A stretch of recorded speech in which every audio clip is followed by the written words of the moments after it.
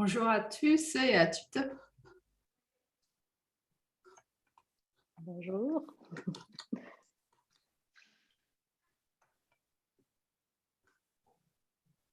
Je pense que nous pouvons commencer, oui, c'est presque tout le monde. Alors, bonjour. Je m'appelle Michèle Boumaté et je suis professeure ici à l'Université de l'État de Floride. Je vous en prie d'être avec nous virtuellement aujourd'hui pour le deuxième symposium Global Africas intitulé Genre, représentation et le Maghreb.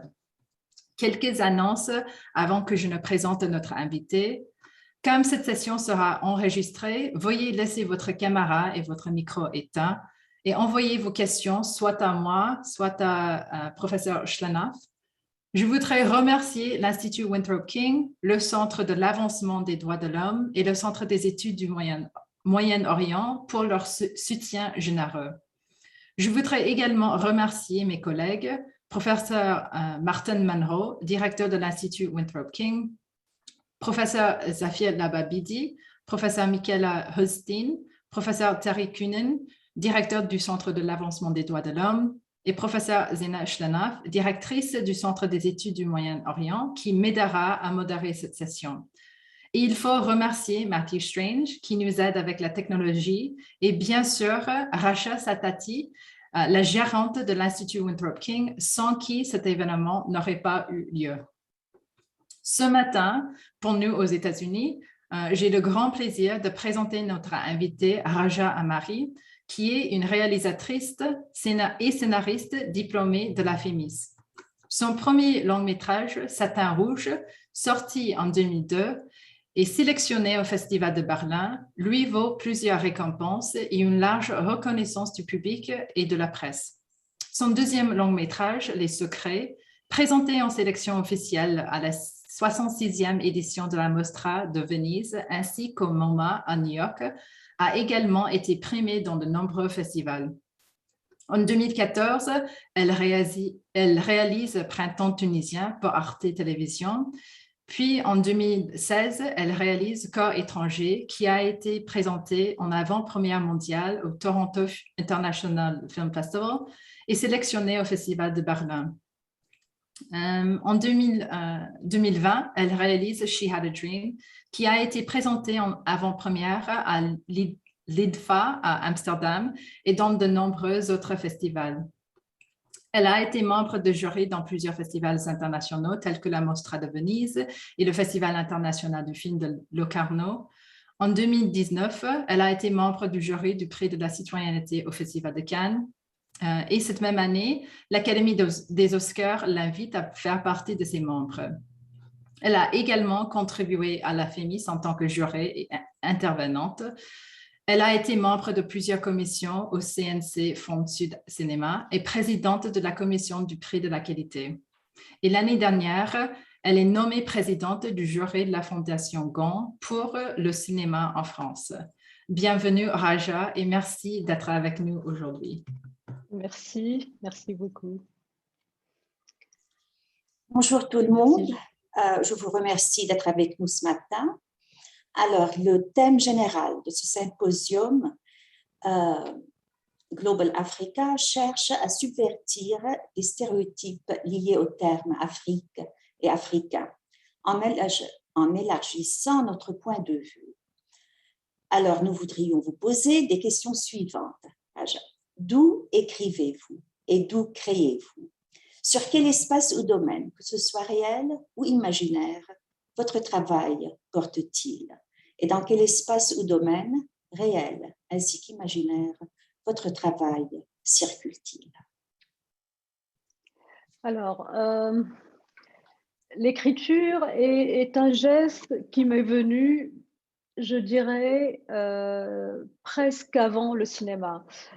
J'étais passionnée de cinéma depuis mon enfance. J'étais, au lycée en Tunisie, il y avait un club de cinéma, j'étais très investie dedans. Mais l'écriture était quelque chose qui m'a tout de suite intéressée parce que c'est quelque chose aussi qui me permettait de à la fois m'évader, de dessiner, si je peux dire, des territoires nouveaux et explorer avec des personnages aussi des territoires nouveaux. Donc, l'envie d'écrire, l'envie de raconter des histoires, peut-être au sens premier aussi. Évidemment, il y a une tradition aussi très forte de contes, d'histoires, de tout ce que, de tout l'imaginaire aussi que m'a apporté ma grand-mère, qui à l'ancienne nous racontait des histoires, qui voilà, qui viennent d'une tradition ancienne, orale, qui a traversé le temps, et donc cette envie de transmission était très forte. Et c'est l'envie aussi de la transmission d'une mémoire de femme qui m'a été transmise et que j'avais envie de transmettre, en y injectant aussi du mien, en y injectant de mes envies, de mon imaginaire et de mon envie aussi d'aller plus loin dans cette exploration de soi et d'une envie de bousculer aussi ce vécu de femme qui m'ont entourée, de la génération de ma grand-mère, de ma mère, et de prendre des personnages qui sont ancrés dans cet imaginaire et d'aller plus loin avec elles en traversant des frontières, peut-être des choses qu'elles n'ont pas pu traverser, des endroits où elles n'ont pas eu la chance d'accéder et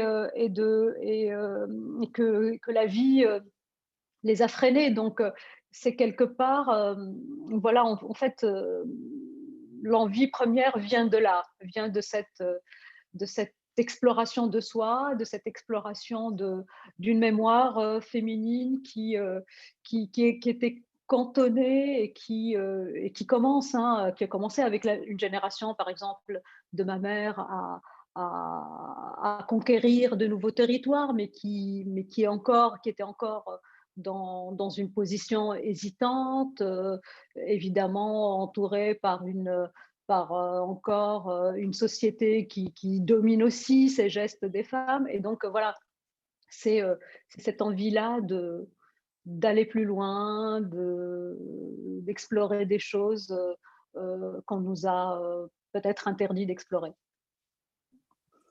Merci, c'est super. Michel? Oui, en fait,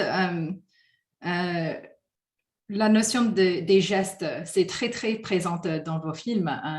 Et je sais que vous avez commencé aussi en tant que danseuse. Il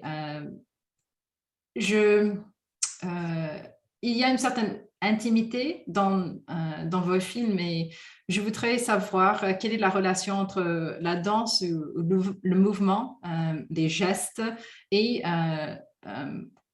votre approche avec la caméra. Alors, oui, la danse, c'est quelque chose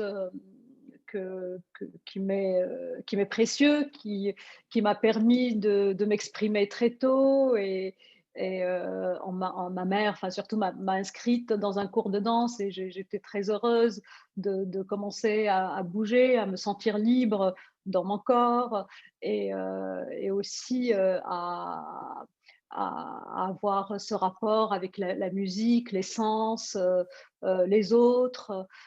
Donc, quand j'ai très vite intégré une certaine chorégraphie dans les films, même dans mes courts-métrages, même s'il n'y avait pas directement de la danse, c'était quelque chose de très important d'intégrer la manière avec laquelle les corps bougent et c'est aussi une manière de tester les limites de soi et des autres, en fait, la présence de notre corps dans l'espace et dénote aussi quelque chose de très fort de notre rapport à l'autre. Et évidemment, la danse permet aussi, dans certaines scènes, me permettait de libérer quelque chose des personnages et d'être tout de suite dans un rapport différent, dans un rythme différent, dans une temporalité différente, et qu'il y ait un glissement presque naturel entre le réel, le fantasme, le rêve et un certain enchantement et une liberté, une libération aussi de soi. Donc évidemment, ça a été quelque chose qui m'a toujours semblé évident de traduire ça dans les films et d'explorer par le biais de la danse les personnages parce que on n'a pas besoin de paroles pour exprimer des choses et très vite on met les personnages dans une confrontation physique qui libère quelque chose d'intérieur. Et donc, voilà, évidemment, le rapport avec la caméra est venu évidemment naturellement. Moi, quand je répète les scènes de danse, j'essaye de ne pas trop limiter les comédiens. Je leur laisse une part d'improvisation. Et pour moi, la caméra est un regard, est un point de vue qui est sur eux, mais en même temps, j'essaye d'intégrer leur regard les uns par rapport aux autres, par rapport à la caméra, et la caméra devient un personnage à un moment donné dans cette chorégraphie pour exprimer quelque chose qui est plus global et plus humain finalement. Donc évidemment, la danse aussi libère pour moi quelque chose des comédiens et surtout des comédiennes. Moi, j'aime bien travailler évidemment avec des personnages féminins, mais aussi des comédiennes qui s'expriment aussi à travers la danse dans une dynamique aussi de libération de soi et de les laisser aussi s'exprimer au-delà presque, je dirais, de la dramaturgie et au-delà du film, et d'être elles-mêmes comme des femmes authentiques qui finalement trouvent une expression intime et intérieure voilà, qui soit propre à elles. Donc c'est une manière aussi de leur laisser le champ et de leur donner aussi une voix à ces comédiennes qui sont pour moi quelque chose de très, très, très important parce que c'est par elles que je peux m'exprimer et c'est grâce à elles que je peux oser des choses parce que s'il n'y avait pas leur engagement, je ne pourrais pas trouver le mien. Voilà. Ça c'est très évident dans votre film Corps étranger. Surtout cette relation entre Samia et Leila quand elle danse avec Imad. Donc, on voit très bien ce sens de libération, ce sens de se donner, cette relation entre les femmes qui est très, très intéressante. Est-ce que vous pouvez un peu élaborer un peu plus cette relation entre femmes et femmes dans vos films et femmes et hommes et puis aussi femmes et société? Oui, alors, quelque part, ces trois aspects sont liés aussi, parce que, évidemment, il était important pour moi d'explorer ces personnages dans le rapport, peut-être que je vais commencer par la société, par le rapport à la société, aux autres, aux choses, à tous ces interdits, à toutes ces contraintes, ces frontières, si je peux dire, ces chemins balisés où elles peuvent aller à certains endroits et pas d'autres. La temporalité, elles peuvent sortir le jour et pas la nuit. Donc, elles vivent dans un espace qui est codé, codifié, et par les films, par le film en fait, par cette histoire, elles vont s'en libérer. Si je reviens à Satin Rouge, le personnage de Lilia, elle a un quotidien bien tracé, puis petit à petit, elle dévie de ce quotidien, du chemin qu'elle emprunte tous les jours pour aller faire les courses, pour revenir chez elle. Et finalement, elle explore un autre chemin plus étroit, plus mystérieux, qui va l'emmener à encore un autre endroit, territoire auquel elle n'avait pas droit d'y aller.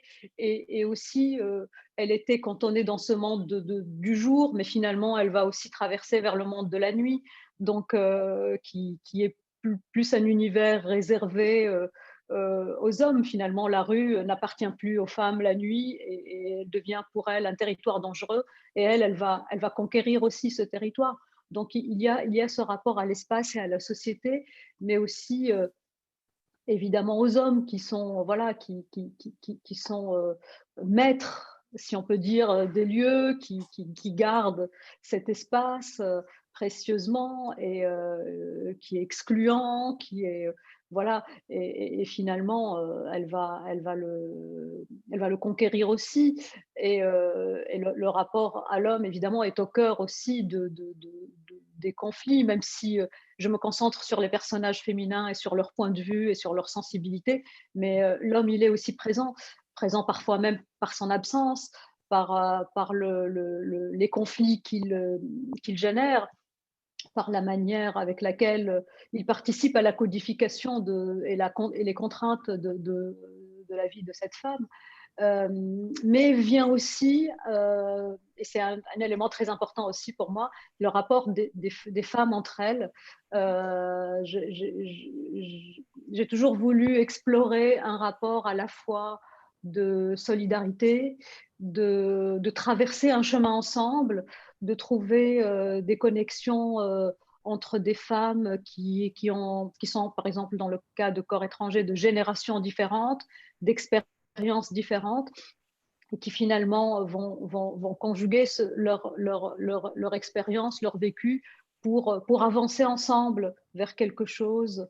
Dans Satin Rouge aussi, il y a cette amitié avec du personnage de Lilia qui est mère de famille, avec une danseuse de cabaret qui va finalement la changer aussi, qui va faciliter son entrée à ces territoires interdits.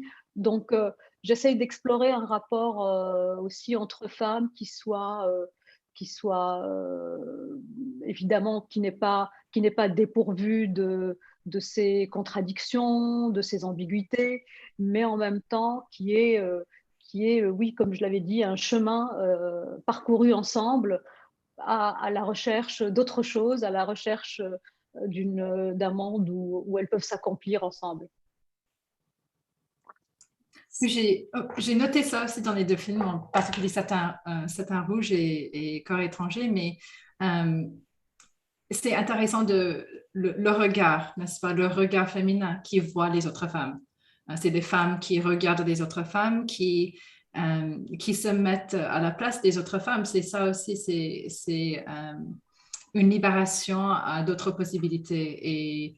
Et c'est intéressant de voir que c'est pendant que quelqu'un regarde les autres. J'ai noté ça à travers des fenêtres, par exemple, ou dans la classe de danse, quand la mère dans Satin Rouge regarde sa fille.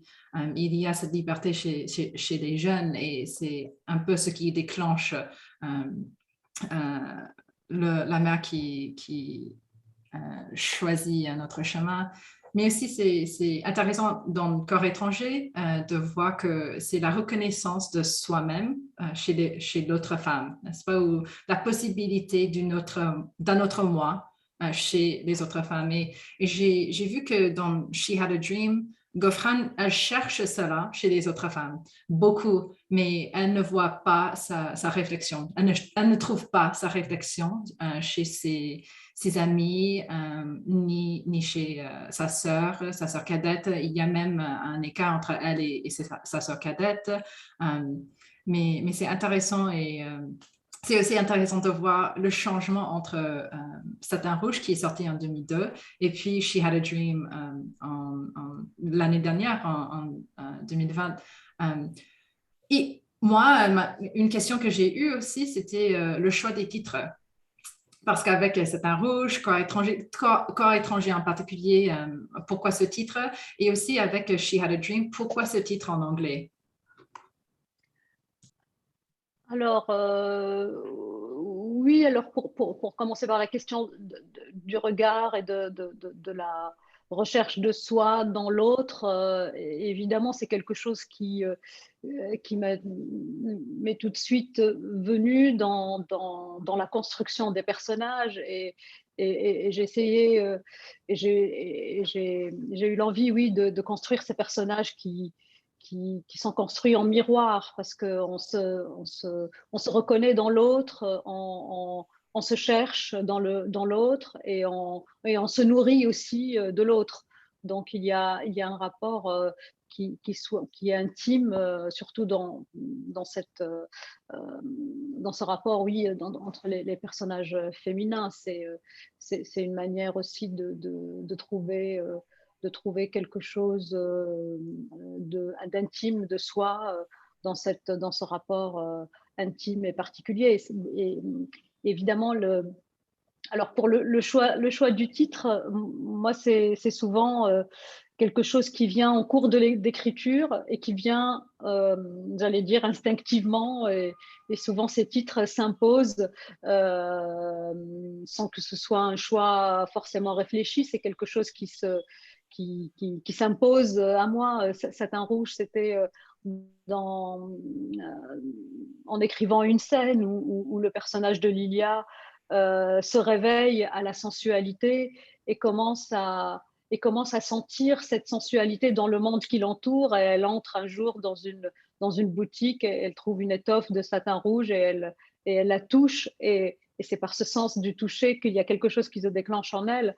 Et c'est vrai que ce titre vient de quelque chose d'intérieur du personnage et qui m'a semblé évident que ce soit cette recherche à la fois de quelque chose de soyeux, de tendre, de sensuel, mais aussi d'interdit. Et c'est un peu comme ça que le titre est venu. Pour Corps étranger, c'était dans ce rapport à la fois dans ce rapport à trois, des personnages qui s'explorent l'un de l'autre, qui essayent de se constituer comme un ensemble, parce que les trois sont des personnages d'immigrés, mais en même temps, ils sont différents. Et il y a autant un rapport d'attraction que de répulsion. On essaye d'adopter quelque chose, mais en même temps, on le rejette. Et on rejette quelque chose qui est intime à soi. Et c'est aussi parce que quelque part le corps est un territoire aussi, donc l'autre est un autre territoire, et ce rapprochement, ce rapport d'attraction-répulsion, pareil, c'est un titre qui est venu après d'avoir écrit cette scène de danse. J'ai senti que ce titre était approprié, qu'il y a quelque chose de profondément intime au personnage qui émane de ce titre. Pour She Had a Dream, alors c'était inspiré par Gofran et quelque part par l'association antiraciste tunisienne qui s'appelle en arabe Mnemti. Ça veut dire mon rêve, en fait. Et c'est un mot qui est donc inspiré aussi par la phrase de Martin Luther King, I had a dream. Et donc c'est une manière pour le mouvement antiraciste tunisien de s'approprier et de se rapprocher aussi d'un mouvement plus global. Donc c'était une manière aussi de faire le mouvement inverse et de rapprocher justement, de continuer à rapprocher le mouvement, la dynamique de Gofran de quelque chose dans lequel elle se sent. Elle sent qu'elle appartient à ça, avec tout cet éloignement géographique, mais qui est pour elle un rapprochement émotionnel très important. Et aussi parce que quelque part dans le film, Gofran avait plusieurs rêves. Un rêve de sortir, d'être un membre actif et reconnu dans cette société qui ne cesse de la rejeter, d'accomplir quelque chose à travers la politique pour ramener du bien-être aux gens de son quartier, à sa communauté. Donc, et puis, le rêve politique s'est brisé. Elle s'est lancée dans un autre rêve qui est faire des études pour se défendre et pour défendre ses droits différemment. Et aussi par ses engagements multiples dans la société civile et les associations. Donc, en fait, ce rêve, alors évidemment, cet ensemble de rêves ont inspiré, voilà, pour moi, ce titre et qui résonne beaucoup chez elle parce que, voilà, elle sent que c'est quelque chose qui la représente. Alors, dans She Had a Dream, vous essayez bien sûr de montrer le racisme qui se trouve en Tunisie, pas seulement en Tunisie, peut-être dans beaucoup d'autres pays, notre pays aussi, aux États-Unis bien sûr. Alors que vous pensez que la situation a un peu changé en Tunisie après la loi de 2018 qui a criminalisé l'antiracisme ou bien le racisme? Le racisme, oui. Alors, il faut dire que la société tunisienne est en pleine mutation. Il y a, voilà, il y a une nouvelle législation, enfin, il y a eu une nouvelle constitution, des nouvelles lois. Et évidemment, cette loi antiraciste s'inscrit dans ce mouvement de volonté de changement, de remise en question de la société. Alors, est-ce que les choses ont changé? Il y a toujours des actes racistes, qu'ils soient envers les Noirs tunisiens et les Noirs subsahariens qui viennent en Tunisie, qui aussi viennent pour essayer de traverser la Méditerranée. Donc, le racisme existe toujours, mais au moins, il y a une loi qui le criminalise. Donc, on peut aujourd'hui porter plainte, ce qui n'était pas possible avant, parce qu'il n'y avait pas de mots, il n'y avait pas d'objet de plainte bien défini pour pouvoir porter plainte et réclamer son droit. Donc, c'est un pas énorme, mais évidemment, ça n'a pas mis un arrêt au racisme qui existe toujours et qui voilà, qui est présent dans la société. Mais cette loi est un outil qui permet aussi aux associations, aux personnes qui défendent les droits civils, qui défendent les personnes victimes d'actes racistes, d'avoir un outil, d'avoir quelque chose qui permette de nommer cet acte raciste, qui permet de le condamner, qui permet de le criminaliser et de dire ce que c'est. Et voilà, donc il y a évidemment beaucoup de travail. On en parlait il n'y a pas longtemps justement, puisqu'on on avait projeté le film à l'occasion du festival en Tunisie, qui est le festival le plus important, qui est les Journées cinématographiques de Carthage, qui est un festival panafricain et panarabe. Et c'est là le premier, avec le festival de Ouagadougou, le FESPACO. En fait, ils ont été créés ensemble, ces deux festivals. FESPACO et Carthage ont été un seul et même festival créé par la volonté de cinéastes tunisiens et de cinéastes africains et burkinabés pour représenter le cinéma africain. Donc c'est un festival important et la présence du film dans ce festival-là était quelque chose de très, très important aussi. Et à cette occasion, on a fait des projections, des débats autour de cette question. Et évidemment, la question du racisme ne doit pas être seulement traitée par cette loi, mais surtout par l'éducation, par un travail au sein de la société, par une sensibilisation plus large et oui, beaucoup l'éducation des jeunes. Et dans le film, Gofrand revient beaucoup sur son enfance, parce que ces traumatismes de l'enfance, ce rejet, ces humiliations, petites et grandes, c'est ça qui font aussi que le racisme s'ancre dans la société. Et le travail, il est beaucoup plus étendu qu'une loi. Bien sûr, il faut changer la mentalité des gens. Oui, oui. Ouais. Est-ce que le film, donc, il a été présenté dans ce festival à Carthage, est-ce qu'il a encore été présenté dans d'autres villes en Tunisie? Alors, on l'a présenté, oui, c'est un festival itinérant. Alors, il y a Tunis, mais il y a aussi d'autres villes. Il a aussi été présenté à la Cinémathèque de Tunis dans un jumelage avec le Festival de films de femmes de Créteil. Donc, on a fait une projection commune avec aussi un débat et on a essayé justement de faire un débat avec des étudiants et de faire justement un grand débat en ligne avec des étudiants français et des étudiants tunisiens pour débattre à la fois entre eux et à la fois avec nous autour de cette question.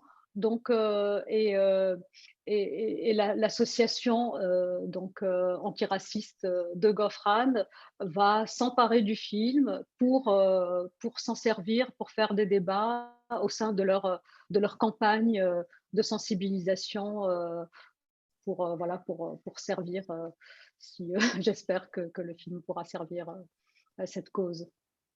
Moi aussi. Hein. Merci. Oui, oui, c'est intéressant parce que aussi, nous avons parlé un peu de ça avant, mais le fait que le film aurait pu être tourné aux États-Unis, on parle de ce sentiment partout dans le monde chez les jeunes, mais c'est intéressant parce que j'avais l'impression que ce n'était pas un documentaire. Et je voudrais parler un petit peu de votre approche pour le documentaire et aussi pour la structure narrative. J'ai beaucoup aimé comment vous avez traité les scènes dans les taxis. Parce qu'on voit Gofran dans un taxi souvent dans le film et ce n'est que beaucoup plus tard dans le film où elle explique pourquoi et elle explique ce qu'elle a vécu dans les taxis, à cause des taxis. Et il y a même cette vidéo de son portable. Et c'était frappant parce que le film est très dramatique au niveau de d'éclairage, au niveau de la bande de son. Mais quelle est votre approche pour ce documentaire et est-ce que c'était différent qu'avec vos autres films? Oui, alors quelque part, ce film était pour moi la première expérience de documentaire immersif, d'être dans une expérience immersive avec un personnage réel. Gofran n'est pas une actrice, donc elle est elle-même et il a fallu m'adapter à son rythme, à son énergie, à sa sensibilité, et aussi en même temps aux événements extérieurs qui ont régi aussi ces mouvements. Donc évidemment, j'étais un petit peu déstabilisée parce que je n'étais pas dans ma manière habituelle de travailler. Je ne peux pas lui dire bon, on va faire ça aujourd'hui. Non, enfin, c'est sa vie. Donc pour moi aussi, c'était une manière de m'adapter à ce qui advient. Elle aussi, au début, on ne se connaissait pas bien. Il y a des jours où elle ne voulait pas trop être filmée. Donc, moi, j'étais là, je ne savais pas quoi faire. Après, elle voulait bien. Puis, en fait, la confiance s'est construite petit à petit. Parce que moi, j'ai essayé de filmer avec une équipe cinéma et pas documentaire, parce que je voulais travailler avec des gens avec qui je me sentais à l'aise, avec qui on se met d'accord sur la lumière, le cadre, enfin les choses qui moi m'inspirent et m'intéressent de capter. Et aussi ce choix d'être souvent dans des plans serrés, parce que je voulais vraiment être dans son point de vue. Ce qui m'intéresse le plus, c'est comment elle ressent les choses et non pas ce qu'on voit de l'extérieur et de la réalité tunisienne, mais comment elle la voit, comment elle réagit aux choses, comment elle l'intègre et surtout lui donner une voix. Entendre cette voix, sa voix, la voix d'une noire tunisienne aujourd'hui qu'on n'entend pas dans les médias et ce vécu qui est très peu documenté. Donc, il était important d'être très proche d'elle, mais en même temps, ne pas perdre de vue que c'est un documentaire. Donc, c'est un dosage qui était délicat à trouver, mais c'est ce rapport de confiance qui m'a permis de trouver cette approche, de trouver ces plans, de trouver cette manière de la filmer, cette distance avec laquelle je la filmais. Et, et assez vite, en fait, elle nous a ouvert son univers, sa famille, son quartier, ses amis, tous ces gens qui ont aussi été accueillants, parce que voilà, ils ont senti aussi que notre regard n'était pas un regard de jugement sur ce quartier qui était difficile, hein, l'un des quartiers difficiles de Tunis, qui est toujours filmé sous un angle, voilà, quand on veut parler de misère ou de faits divers, etc. Mais on ne voit jamais vraiment les gens euh, euh, d'une manière, voilà, dans leur ambition d'une vie nouvelle, de changer les choses et surtout sentir cette jeunesse, sentir leur rêve, leur émoi. Et donc, euh, le ton du film, sa mise en scène a été trouvée par elle, en fait,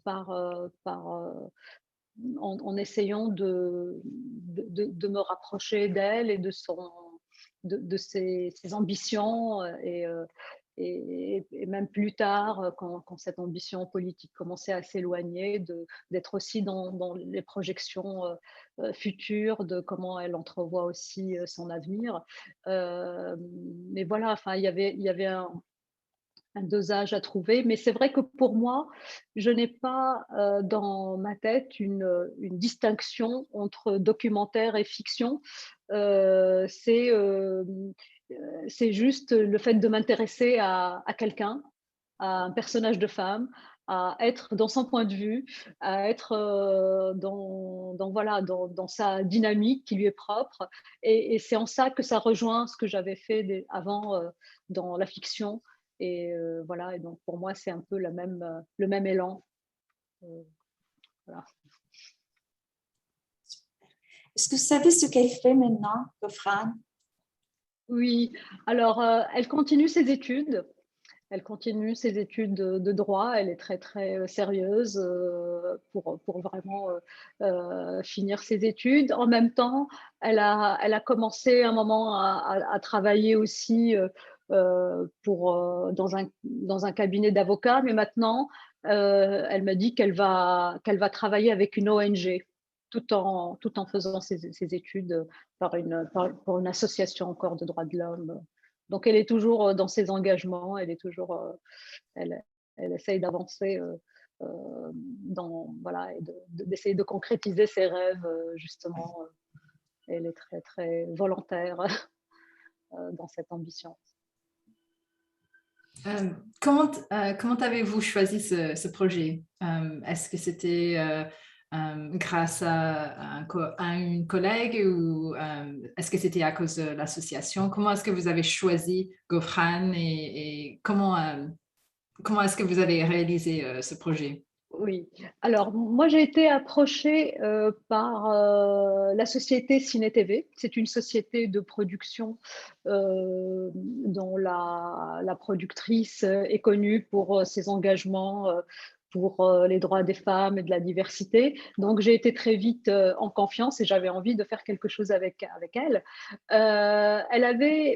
Elle avait une relation, elle avait une envie et un désir de faire quelque chose avec la Tunisie, avec les femmes tunisiennes, 10 ans après la Révolution, mais sans avoir quelque chose de... Voilà, elle cherchait un sujet, mais elle a choisi de venir vers moi tout en sachant que je n'étais pas une réalisatrice de documentaire parce qu'elle voulait une approche différente. Donc, moi, le sujet était très vague, mais en même temps, ça m'intéressait beaucoup. J'ai commencé à chercher et très vite, j'ai approché l'association antiraciste parce que je pensais qu'il était très important de documenter quelque chose sur le racisme en Afrique du Nord, parce que c'est quelque chose que je ne vois pas, dans les films, ou peu, et qui mérite qu'on s'intéresse et qu'on analyse et qu'on donne, comme j'avais dit, donner une voix à une partie de la société qui est oubliée. Donc, je trouvais qu'il y avait une grande injustice. Et, en même temps, donc, la présidente de l'association, Sadia Mosba, qu'on voit dans le film, et qui est quelqu'un qui a lutté longtemps contre le racisme en Tunisie. C'est une figure de l'antiracisme dans le monde arabe et qui a fait beaucoup. Donc voilà, donc je suis allée la voir et elle m'a tout de suite parlé de Gofran parce que d'abord, Gofran avait subi un acte raciste. Avant, elle travaillait pour devenir hôtesse de l'air dans la compagnie aérienne tunisienne. Et elle a subi un acte raciste de la part d'une passagère, une autre passagère tunisienne, blanche tunisienne. Donc, Gofran ne s'est pas tue. Comme elle est, voilà, elle a mis un post sur son page Facebook et comme elle est dans l'association antiraciste, ça a été relayé, elle en a parlé dans les médias et cet événement a créé une onde de choc en Tunisie parce que voilà, ça a pris une vraie proportion et beaucoup de gens ont pris conscience de quelque chose. Donc c'était intéressant de voir cette jeune femme à l'époque avec 24 ans qui a créé tout ce séisme, j'allais dire. Et à l'époque, elle devait se marier avec un blanc tunisien. Donc, je me suis dit, c'est intéressant de la suivre dans cette aventure et dans ses rêves.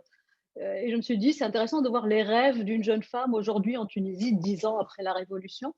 Mais quand j'ai commencé à filmer, Gofran, elle me dit, bah, je ne me marie plus, je m'engage en politique. Donc, je me suis dit, bon, bah, c'est très intéressant. Je vais continuer à la suivre dans cette aventure, dans la politique, pour voir comment une jeune femme aujourd'hui en Tunisie, noire tunisienne, qui décide de s'emparer de son avenir, qui décide de s'engager en politique et qui se présente aux élections au sein d'un parti. Et voilà, donc c'était comme ça en fait que le sujet est venu. Elle a changé le cours du projet, mais le plus intéressant en fait c'était elle. C'était ce qu'elle incarne, ce qu'elle porte, et, et c'est ça qui m'intéressait de filmer finalement ce parcours et cette période qu'elle traverse avec ses convictions et tout ce qu'elle porte en elle. On voit bien la différence entre ses rêves et la présidente de l'association antiraciste parce qu'elle lui disait tout le temps que bah, elle rêve, elle n'arrivera jamais. Donc, ça, c'est très intéressant aussi de voir dans le film. Oui, ce décalage. En fait, c'est intéressant en fait de voir deux générations de femmes noires tunisiennes qui ont des vues différentes. Et en fait, le personnage de la présidente de l'association Sadia Mosba, elle appartient à une génération qui a subi la dictature aussi. Il faut qu'on rappelle que la lutte a été amère, elle a été dure, elle a été au sein à l'intérieur d'une période quand même très difficile où la liberté d'expression elle était inexistante et elle porte cette lutte du plus profond d'elle-même, mais en traversant une période vraiment très très très très difficile. Donc elle a un jugement plus sévère, plus dur, parce qu'elle a vécu aussi des choses très dures. Gofran, elle est dans une génération qui est quelque part qui a grandi avec la Révolution, qui a grandi avec ce grand espoir de changer les choses, de finalement toute cette période était derrière nous et on va commencer à nouveau et on va tout bouleverser, tout changer, être soi-même et être libre. Et donc, elle était pleine d'espoir et d'illusions, alors que Sadia, elle avait déjà eu beaucoup d'échecs et de choses dures. Donc, c'est un peu deux visions contradictoires.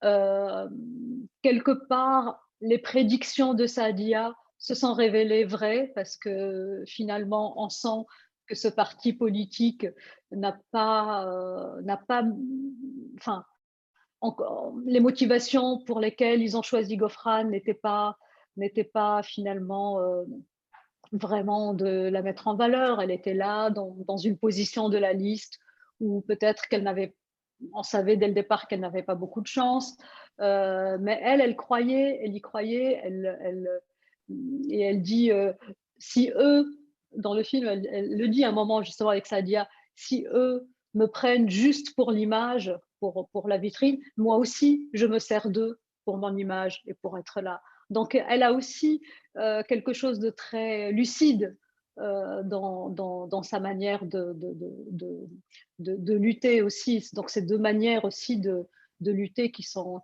différentes. Mais c'est vrai que oui, c'était intéressant de voir deux générations de femmes qui traversent cet univers politique qui finalement les écarte tout en faisant semblant de les englober et voir comment elles ont des vues différentes sur cette réalité-là. Oui, mais pour moi, je pense que Refran elle a vraiment gagné. Juste le fait qu'elle soit sur cette liste, une femme noire tunisienne, donc c'est quelque chose aussi. Oui, oui, oui. Je pense aussi, et puis aussi de toute cette expérience, moi je trouve qu'elle a beaucoup appris, que ça a été une très, très, peut-être un peu dure, mais une très bonne expérience pour elle, qui lui a permis d'avancer différemment, de mûrir, parce que ce qui était touchant pour moi, c'est de voir au fil du film, de la voir mûrir, de la voir prendre une autre assurance et de surmonter ses échecs.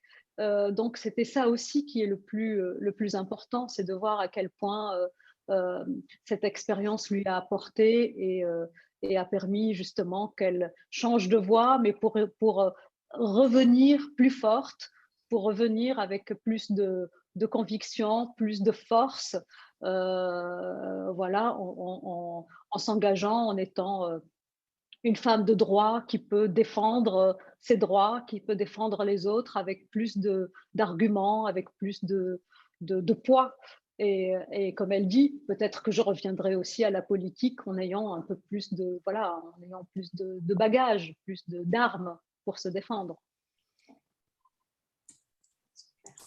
Il nous reste quelques minutes et une question qui est très cliché, mais avez-vous d'autres projets pour le futur? Quels sont vos projets pour le futur? Oui, alors j'ai plusieurs projets. Je suis en cours d'écriture. Alors évidemment, c'est un personnage de femme différent des autres, mais voilà. Mais je suis en train de revenir à la fiction. Pour un projet de fiction que je suis en train de développer. C'est encore en cours d'écriture, donc c'est encore fragile, c'est encore voilà, mais je reviens à la fiction, mais nourrie du documentaire, parce que je trouve que cette expérience de documentaire m'a beaucoup apporté.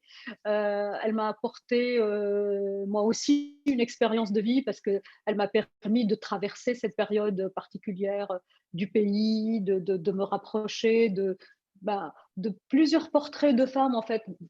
Beaucoup de personnages ne se trouvent pas dans le film, mais qui sont mais que je garde quelque part, dont je garde la mémoire et la sensibilité.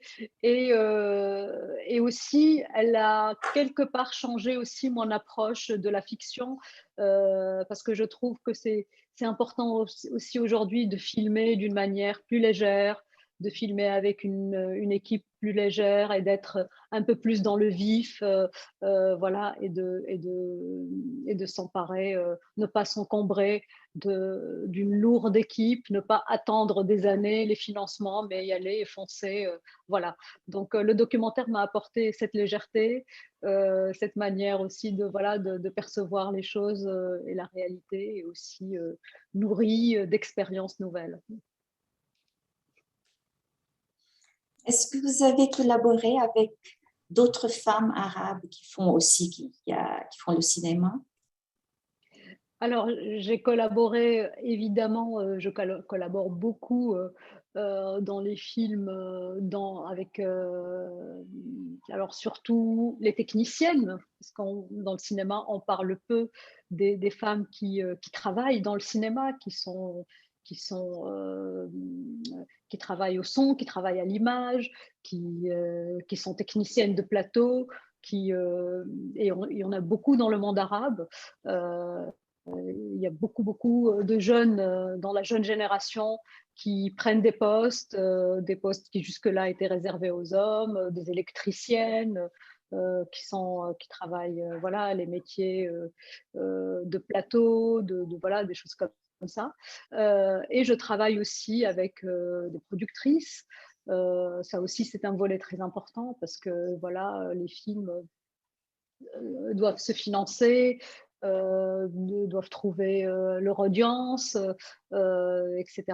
Donc, évidemment, dans les festivals aussi, je rencontre aussi beaucoup d'autres réalisatrices et des gens qui essayent de porter un nouveau regard sur le cinéma. Et il y en a beaucoup dans le monde arabe. Et il y a vraiment une nouvelle dynamique, je trouve.